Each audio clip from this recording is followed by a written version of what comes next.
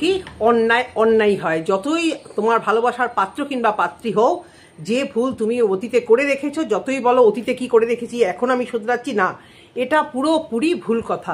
আজকে সঙ্গীতা ম্যাডামের community post, যেটা কালকে হয়তো দিয়েছিলেন, আজকে সকালবেলা আমি দেখেছি, দেখে তারপর বুঝতে পারলাম কেন এই নাটক। এই নাটকের পেছনে যে একটা বিশাল একটা ভয় কাজ করছে, এবং সেই ভয় থেকে যে ছেলেদের মা কেঁদেবাচি করার মতো অবস্থা, এবং তার সাথে যে এই ভেলা বরের হাত আছে, একদম সত্যি কথা। ভিউয়ার্সরা কতটা ইমোশনাল হয়ে যায়, একটু কি চোখের জল ফেললো। এর আগে কি এর চোখের জল এই একবার ফেলেছে বলো তো? এর আগে কতবার বলো তো ফেলেছে? কতবার এই ভিউয়ারদেরকে ঠকিয়েছে। তার সত্ত্বেও তোমরা ভিউয়ার্সরা ভালোবাসো, ভালোবাসার মানটা কি ও রাখতে পারছে? দুঃখ হয় তোমাদের জন্য, দুঃখ হয় তোমাদের জন্য যারা ওর ভালোবাসার ভিউয়ার্স, তোমাদেরকে সে বারবার ঠকাচ্ছে।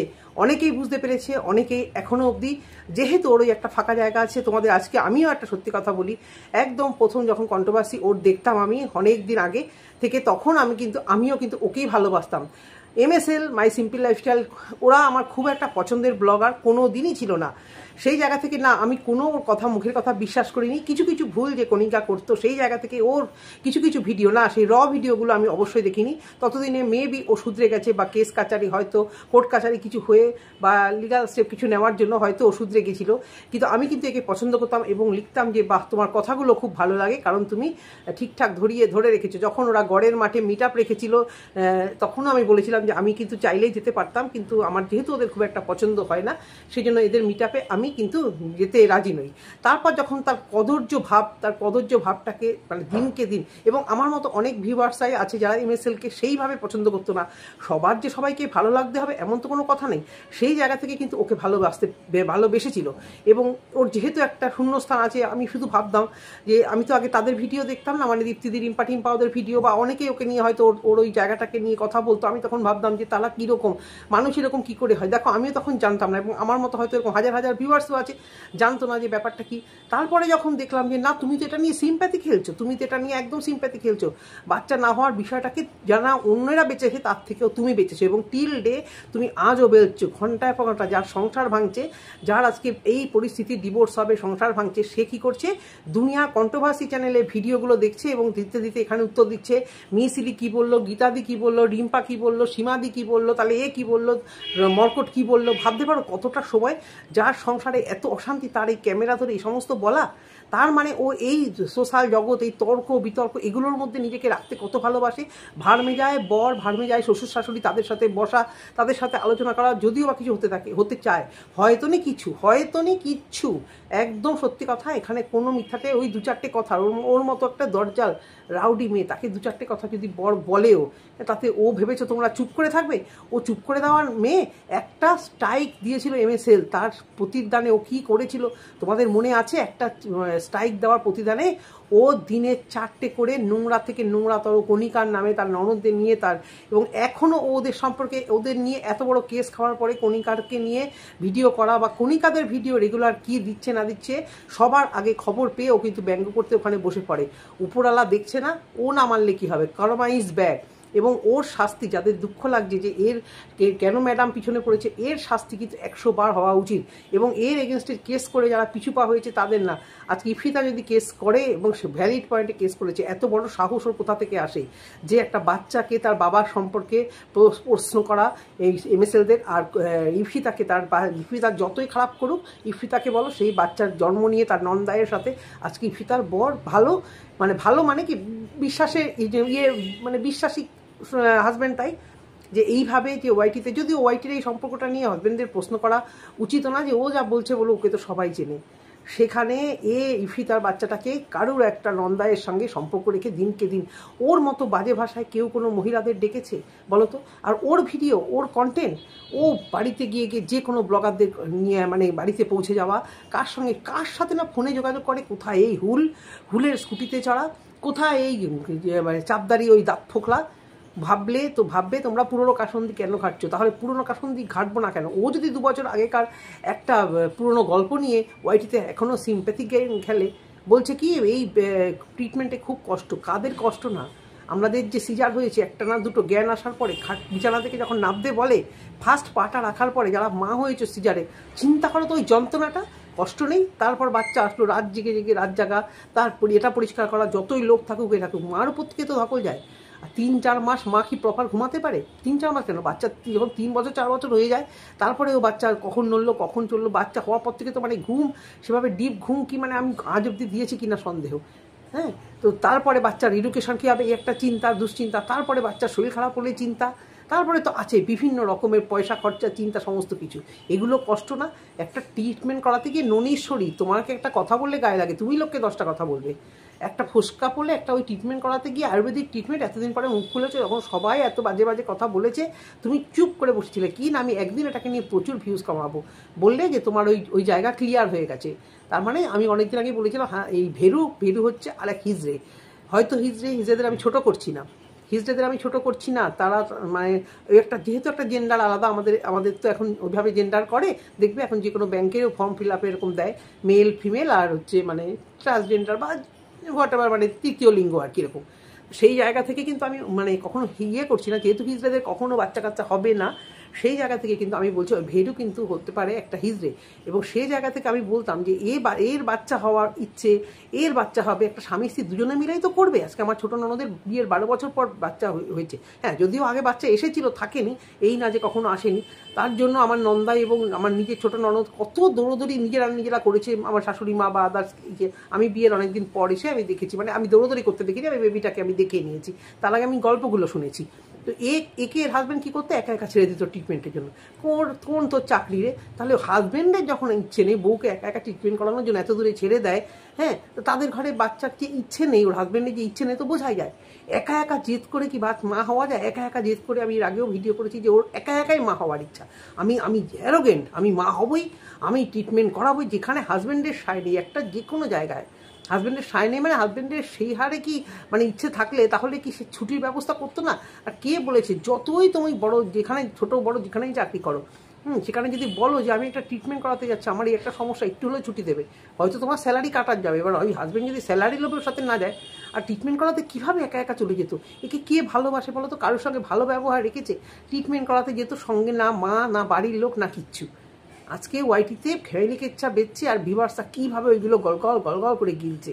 হ্যাঁ টাকা তোলেনি হঠাৎ করে লাইভে এই এত বড় প্রমাণ, ওয়াইটির যে মরকট বলে দাদা বলে সে যে প্রমাণগুলো এনেছে আজকে, এই যে ফোন কিনেছিল চুরি করে দেখায়নি, এটা কিনছে দেখায়নি, ওটা কিনছে অনেকদিন পরে যখন খোঁজ পাওয়া গেছে।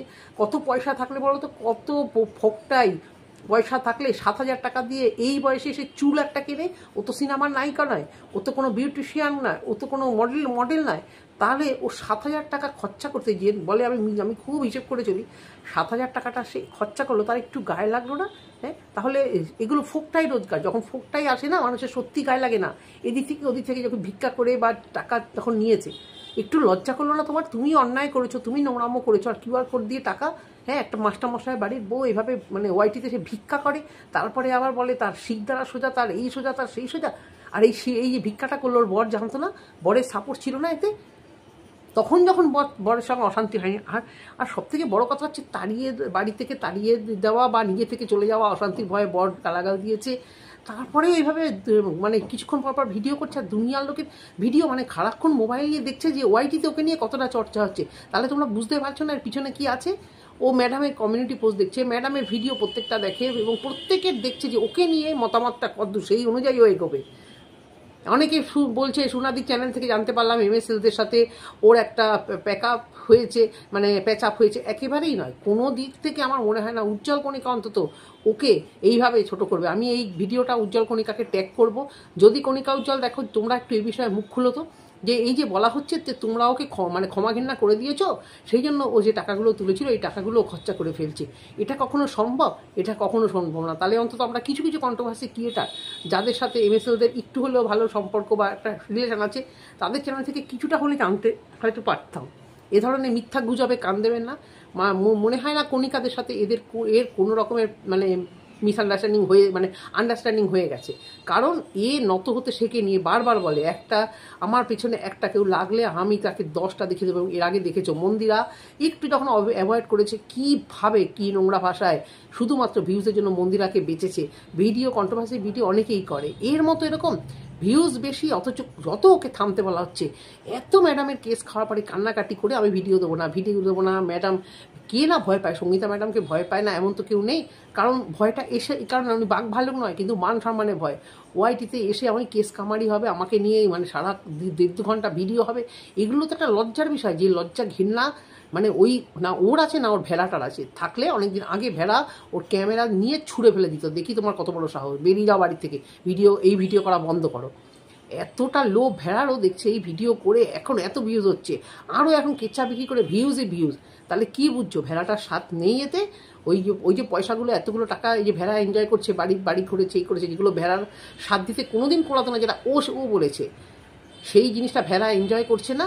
আজকে নাটক করতে বসেছে ওয়াইটিতে, আর ভিউয়ারদেরকে জানে ও যা বলবে তাই খাবে, আর তাই খেয়েও যাচ্ছে ভিউয়ার্সরা। আজব এই পাবলিক ভিউয়ার্সরা, হ্যাঁ, দুঃখে মরে যাচ্ছে, সব ভুলে যায়, লোকের নামে কত বাজে কথা বলে, পছন্দ কাউকে নাই হতে পারে, কিন্তু ও যেভাবে মানে নোংরা কথা, মানে মিথ্যে কথা, এই যে সিম্পল লাইফস্টাইলকে কীভাবে মিথ্যে কথা বলে বলো তো ওদেরকে ডুবিয়েছে। মন্দিরা ওকে দুঃসময় ডেকেছিল, তখন প্রাণের বান্ধবী, রিলেশন ওর কাছে কীরকম দেখো। আজকে এই বান্ধবীটা যদি থাকতো ওর পাশে, কত মানে সাপোর্ট দিত। সেই বান্ধবী দৈতাদি বারবার নাকি বারণ করেছে, যেও না, তুমি যেও না। ওর দল ভেঙে নিজের কন্টেন্টের জন্য এত ও অ্যারোগেন্ট। মন্দিরার কাছে গিয়ে খবর এনে সেই মন্দির, তারপরে তো অনেক গুপ্ত খবর, মন্দিরার হুলকে এক ঘরে শুইয়ে দিয়ে পাশে ঘরে বসে নাকি সে মজা লুটছিল। নোংরা ছাড়া ওকে কী বলবে, পুরনো কথা বলতে হয়। তারপরে যখন মন্দিরা আর কোনো খবর দিল না, সোমনাথ যখন চাইতো না ওর সঙ্গে মিশুক, কী নোংরা ভাবে মানে মন্দিরাকে নিয়ে ভিডিও করেছে, এবং টিনকেও হাত করতে চাইছিল। প্রত্যেকটা আজকে সন্দীপ যদি ওর সঙ্গে না কোনোভাবে মানে রিলেশন রাখতে চাইতো না, সন্দীপের কোনো দোষও দেখতে পারতো না। ও ভিডিও করার মতো করে, ও করে দালালি, যার জন্য ওয়াইটিতে ওর নাম দালাল। যতই এখন ওর নাম পাল্টাক, এই সেই ওই, হ্যাঁ, আমি ওকে দালাল ছাড়া কিছু ভাবতে পারি না। সে দালালি খায় আর দালালি করে, মানে তুমি আমার হয়ে কথা বলো, তোমার তার বিনিময়ে তুমি কিছু ভিউজ পাও, কিছু টাকা পাও। এত বড় নিকৃষ্ট মানে ডিজিটাল ভিখারি ওয়াইটিতে আর আছে? আজকে পিয়াকে নিয়ে দিনরাত কাটাছেড়া করতো, পিয়াকে নিয়ে আমি নেগেটিভ ভিডিও প্রচুর করেছি, কিন্তু পিয়াকে কীভাবে ওর টাকা চাওয়ার জন্য বলতো, যার নিজেরই খোকলা, সে কী করে গো, সে কী করে অন্যের থেকে টাকা চায় বলো দেখিনি? নিজের যেখানে মানে ফাঁকা মানে হয়ে আছে, নিজে যেখানে অন্যায় করে বসে আছে, নিজের ফ্যামিলিতে এত অশান্তি হলে তুই অন্যের ফ্যামিলিতে উচিত মারি? কোথায় কণিকার মা শাশুড়ি রান্নাঘরে আসলো কিনা, কণিকার ননদের সাথে কণিকার কী হলো কিনা, তোর কী রে ভাই? তুই আগে নিজে ক্লিয়ার হবি, তারপরে তো অন্যদের সম্পর্কে বলতে আসবি। আজকে বড় কেস খাওয়ার ধান্দাতে একটা ভালো গেম প্ল্যান করছে, কিন্তু রেহাইও পাবে না। ও যা করে রেখেছে, হয় ও আগে মিথ্যা কথা বলেছে, বরের সঙ্গে সম্পর্ক ভালো এই সেই, না হলে ও এখন মিথ্যা কথা বলছে, দুটোর তো একটাই। আমি ওর দার্জিলিংয়ের ভিডিও আমি একটাও দেখিনি, আমি শুধু শুনেছি এর নাকি ওই সমস্ত মানে এই তো ওই মানে ওর ওই মেয়েদের শরীরের সমস্যাগুলো ওয়াইটিতে পারলে বেচে, ও সব পারে, ট্যাটুর প্রমাণ দিতে যায়, পেট দেখিয়ে দিচ্ছিল, মানে ভিউজের নেশায়। একটা মনে হয় ওকে তোমরা ম্যাচ করতে পারো, একটা মাস্টারমশাইয়ের বাড়ির ছেলের বউ, কী দেখিয়ে না একে এনেছিল, ভেবেছিল এমএ পাস মেয়ে নিয়ে যায়, এমএ পাস নাকি গ্র্যাজুয়েট আমি ঠিক বলতে পারবো না, হ্যাঁ, ওই যে তার ছেলের বউ, তাকে কীভাবে কতটা কম্প্রোমাইজ করে থাকতে হয় বলো তো? একটা অখাদ্য, একটা অসভ্য বজ্জাত ফ্যামিলি থেকে একে তুলে নিয়ে এসছে। ফ্যামিলিকে এই জন্যই বলবো যে নিশ্চয়ই তার মা ঠিকঠাক শিক্ষা দেয়নি বলে, যে একটা বাড়িতে যাচ্ছিস, ভালো বাড়ি, সেখানে নম্রভদ্র হয়ে থাকবি, পয়সা দুটো কম থাকুক, তার এত কোয়ালিফিকেশান নাকি আছে, সেটাকে সে অন্যভাবে কাজে লাগায়নি। টিউশনি তা না হতো না, বাইরে গিয়ে চাকরি হবে না ননীশ্বরী, ঘরে বসে অ্যাকচুয়ালি কী জানো তো, এই যে বললো না আমার একটু ফোসকা পড়লে আমার ব্যথা লাগে, লোকের হয়তো লাগে না, এক্স্যাক্টলি সেটা। ও কিন্তু অ্যাকচুয়ালি প্রচণ্ড ভীতু সামনাসামনি। ওর যত দহরম মহরম ওর চার দেওয়ালের মধ্যে, দক্ষিণেশ্বরে ওকে দেখেছি, ওর মুখ পুরো চুন হয়ে গেছিলো। ও ভেবেছিল যে সঞ্জয়ের হয়ে যারা গেছে তারা ওকে কী না কী করে ফেলবে। যখনই ও দেখলো যে ওর সাপোর্টার, ওর ভিউয়ার বা ওর ফরেক কন্ট্রোভার্সি ক্রিয়েটাররা যারা গেছিলো, তারা বেশ এসে ওকে গার্ড করে রেখেছে, এবং ও পুরো মাঝখানে ওদের হয়ে লড়ছিল। মুখ পুরো চুনের মতো ছিল প্রথম দিকে। ওর মতো ছোটো লোক নাকি, ওকে আমরা কি কিছু করতে গেছি যারা এই সমস্ত মানে রটিয়েছিল, হামলা করতে যাওয়া অত সহজ? অন্তত আমার নেচার ওরকম নয়। আমিও সমস্ত মানে ওই রকম নোংরামো, আমি শুধু লোভে গেছি যে অনেক ক্রিয়েটারকে একসঙ্গে দেখবো, প্লাস ওকে কিছু ডাইরেক্ট প্রশ্ন করবো, কমেন্ট করলে কি দেবে না দেবে, ওকে ডাইরেক্ট প্রশ্ন করবো যে তুমি মেয়ে হয়ে সমস্ত মেয়েরা নোংরা, সমস্ত মেয়েরা এই কী করে বলতে পারো, সমস্ত বউরা পরক্রিয়া করে, এই ধরনের কথাও বলতো তখন ভিডিওতে। তো ও হচ্ছে জন্মের ভিতর, যার জন্য ফোসকা বললে বলে না আমার কি কষ্ট, এই কষ্টই চোখের জল দেখে দেখে ই করে। তোর যখন অতই কষ্ট, তো তুই ছাড় না, তুই অ্যাডপ্ট কর না, অ্যাডপ্ট করে একটা বাচ্চা। তুই বাচ্চা নেওয়ার মেয়ে না, তোর সেই মা হওয়ার মেন্টালিটি নেই। মা হলে এই যে সারাদিন রাজ্জাক যাবে, দৌড়াতে হবে, তাহলে লোকে পিন্ডি চটকাবে কী করে? কারুর সঙ্গে সুসম্পর্ক নেই, কারুর সঙ্গে না। দুদিন পর এসে নাটক করবে আমি বাড়ি ছাড়বো, কারণ বুঝে গেছে যে এই সমস্ত জিনিস আমার ভিউয়ার্সরা খুব খাবে, আর অন্য ক্রিয়েটাররা আসবে মজা দেখতে, ওকে নিয়ে কন্ট্রোভার্সি হবে। এই জন্য সারাটা দিন বাড়িতে অশান্তি, বাড়ি ছাড়বে, কী মেন্টাল অবস্থা থেকে সে যায়। সে কি করছে, দার্জিলিং বেরিয়ে এসে ওই সমস্ত হয়ে নাকি বেড়াতে গেছিলো, যা বাস জার্নি করে গেছিলো, সেই সমস্ত মানে সে আর বলার না।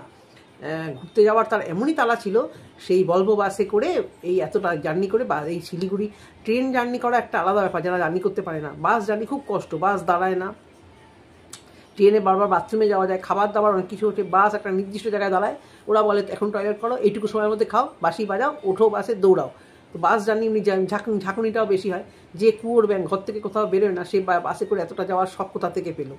ক্যান্সেল করতে যাওয়া কি না, এখানকার ঝগড়া ওখানে গিয়ে মেটাবে, মানে কি সুন্দর একটা প্ল্যাটিং না, একদম মানে সেই লেভেলে একদম হাইফাই লাইফস্টাইল। যে ঘরের ঝগড়া দার্জিলিংয়ে গিয়ে, সুইজারল্যান্ডে গিয়ে মেটাতে পারতি, সুইজারল্যান্ডে গিয়ে বনিমানা করাতে পারতি। কারণ তোর কাছে যে ফোকটাই টাকাগুলো আছে, আমি জানি না কত টাকা, প্রমাণ একদিন সামনে আসবেই। আর একদম এর শাস্তি, একদম মানে অনিবার্য শাস্তি যেন হওয়া চাই। কারণ জানো শাস্তি কেন মানুষ দেয় জানো তো, যাতে পরে আর কেউ এরকম করতে না পারে, এই কারণেই শাস্তি দেওয়া। যাদের দুঃখে প্রাণ ফেটে যাচ্ছে তাদের উচিত ছিল অনেক আগে ওকে বোঝানো। যদিও তোমাদের ভিউয়ার্সদের তো সেই গালাগাল দিয়ে বলেছিল, দেশের ভিউয়ার্স ও তো সব পারে, তার সত্ত্বেও ভিউয়ার্সরা গাল নাড়তে যে একটা আছে ঘোষ, আমার কমেন্ট বক্সে আগে এসে আমাকে হাজিবাজি কথা বলতো ওকে নিয়ে ভিডিও করলে। সে তার কোনো দোষ দেখতে পাচ্ছে না, সে নাকি কোনো ভুল করেনি তো পাশে গিয়ে দাঁড়া, লয়ার দে, প্রমাণ করা, দেখ বোঝ ঠেলা। ম্যাডামের কি স্বার্থ ওকে নিয়ে, অনেকবার থামতে বলেছে, ভালো কিন্তু বলতো, তুই থাম, তোর পাশে আছি, অনেক শুধরেছে, ভালো ভিডিও করছে, এই ধরনের কথাও বলতো।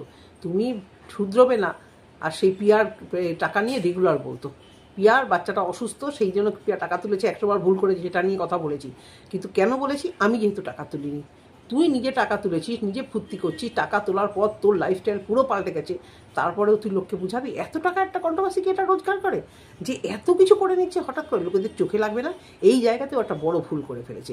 অনেক কিছু একে নিয়ে মানে আগে মানে বলতে না, মানে রোজ দিন ও যেরকম ভিডিও করে না, এরকম 6টা-7টা ভিডিও হয়ে যাবে। ও একটা বড় গেম প্ল্যান করছে, সেই গেম প্ল্যান থেকে ও বাঁচতে পারবে না, চারিদিক থেকে অক্টোপাসের মতো অবশ্য করে ওকে আঁকড়ে ধরে রাখবে। ও বুঝবে ঠেলা এবারে। ভিউজ কাকে বলে, ভিউজ আর পয়সার নেশা এত জিদিয়াল মেয়ে, ওর বড়কে গায়ে বাজে কথা বলবে আর ও চুপ করে থাকবে? ও শ্বশুর শাশুড়ি ওকে, এর আগে তো ওর যে দিদিভাই পাড়ায় গিয়ে খোঁজ নিয়েছিল যে কি দরজাল টাইপের মহিলা, দুনিয়া সবার সাথে ঝগড়াঝাটি করে বেড়ায়, কথাগুলো ভীষণ মানে রূঢ়, মানে মানুষকে চোখের জল, ওর কন্ট্রোভার্সি লোককে চোখের জল ফেলায়। ওর কন্ট্রোভার্সিতে পিয়া হাউ হাউ করে কেঁদেছে, ওর কন্ট্রোভার্সিতে মন্দিরা আর ভ্রমনাথ এখানে বাইট দিয়েছে, ওর কন্ট্রোভার্সিতে কণিকাদের চোখের জল পড়েছে, এতগুলো চোখের জল। আরও যে কত আছে আমি জানি না, আর কত পুরনো, কাকে নিয়ে বলবো, যাকে নিয়েই বলে এত বাজে করে বলে। সামান্য আরিয়ান রুম্পা যখন ভিডিওটা হয়েছিল, ওই সিম্প্যাথি, সবে আরিয়ান মারা গেছে সেই সময় রুম্পাকে নিয়ে বলেছি, ভিডিও দিয়েছিল যে এদের তো কি সংসার ভাঙার এদের রেকর্ড আছে, তো তোরও তো এবার সংসার ভাঙার রেকর্ড আছে, এই রেকর্ড বেরোচ্ছে। সবাইকে নিয়ে মানে যাকে নিয়ে ভিডিও করবে ভাববে হেভি কথা বলে, চোখের জলও বার করে ছাড়ে। তো এইটুকুই বলার, এরকম ধরনের চোখের জল যাদের বার করেছিস, সবার চোখের জল ভাই এক না একদিন তো তোর দিকে ফিরে আসবেই। আমি বলছি না সংসারে কিছু হয়েছে, কিচ্ছু হয়নি সংসারে, তোমরা যারা দুঃখ পাচ্ছ ভুলে যাও, কিচ্ছু হয়নি। একে বুঝিবে যে ওই এই ওয়াইটিতে বাড়িচ্ছে সে, এইটুকু জেনে রাখো। এটুকুই বলছি, আর কিছু বলার নেই। ভিডিওটা যদি ভালো লেগে থাকে অবশ্য করে লাইক করে দিও। টাটা।